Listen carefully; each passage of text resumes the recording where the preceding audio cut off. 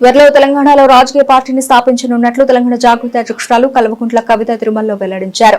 తన భర్తతో కలిసి కవిత శుక్రవారం శ్రీవారిని దర్శించుకున్నారు. వేకువజామున శ్రీవారి అభిషేక సేవలో పాల్గొన్నారు. దర్శనం అనంతరం రంగనాయకుల మండపంలో పండితులు వారికి ఆశీర్వచనం చేసి స్వామివారి తీర్థ ప్రసాదాలను అందజేశారు. అనంతరం కవిత మాట్లాడుతూ 4 ఏళ్లుగా తాను పడుతున్న మనోవేదన వెంకటేశ్వర స్వామి వారి దయతో తీరిందని అన్నారు. ఢిల్లీ మద్యం కేసులో కోర్టు క్లీన్ చిట్ ఇవ్వడంతో శ్రీవారి మొక్కులు చెల్లించడానికి కాలినడకన వచ్చానని తెలిపారు. కవిత నిన్న రేణుగుంట విమానాశ్రయం చేరుకుని అక్కడి నుంచి తిరుపతి చేరుకున్నారు. ఆ తర్వాత అలిపిరి నుండి కాలినడకన తిరుమలకు చేరుకున్నారు.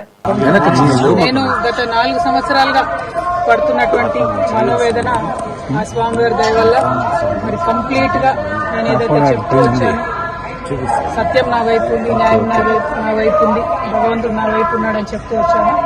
అదే నిజమని రుజువు చేస్తూ కంప్లీట్ గా కోర్టులో మరి క్లీన్ చీట్ రావడంతో స్వామివారికి కాలినడకన వచ్చి మొక్కు చెల్లించుకుంటానని అనుకున్నాను. దానికోసం ఇవాళ ఇక్కడికి రావడం జరిగింది.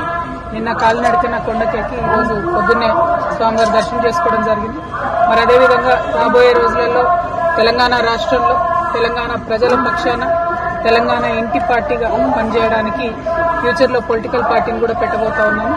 కాబట్టి దానికి కూడా ఖచ్చితంగా స్వామివారి ఆశీస్సులు ఉంటాయి, దయ ఉండాలని చెప్పి కోరుకొని మరి వాళ్ళు దర్శనం చేసుకోవడం జరిగింది.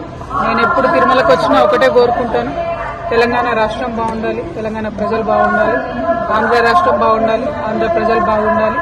రాష్ట్రాలుగా మనం విడిపోయినా కూడా ప్రజలుగా కలిసి ఉండాలి, ప్రజలందరూ బాగుండాలని మనస్ఫూర్తిగా కోరుకుంటాను. అదే జరగాలని చెప్పి మళ్ళీ ఒకసారి భగవంతుని కోరుకుంటూ థ్యాంక్ యూ. జై తెలంగాణ, జై Andhra. This is Anchor Ravi. Hi అండి, నేను మీ Jabardasth auto punch Ram Prasad. Hi, it's me Madhavilatha. Hello అండి, నేను మీ సుడిగాలి సుధీర్. హాయ్ హలో, నేను Jabardasth Sri. Please subscribe to Public Talk TV. Please subscribe to Public Talk TV. Please subscribe to Public Talk TV. Please subscribe to Public Talk TV.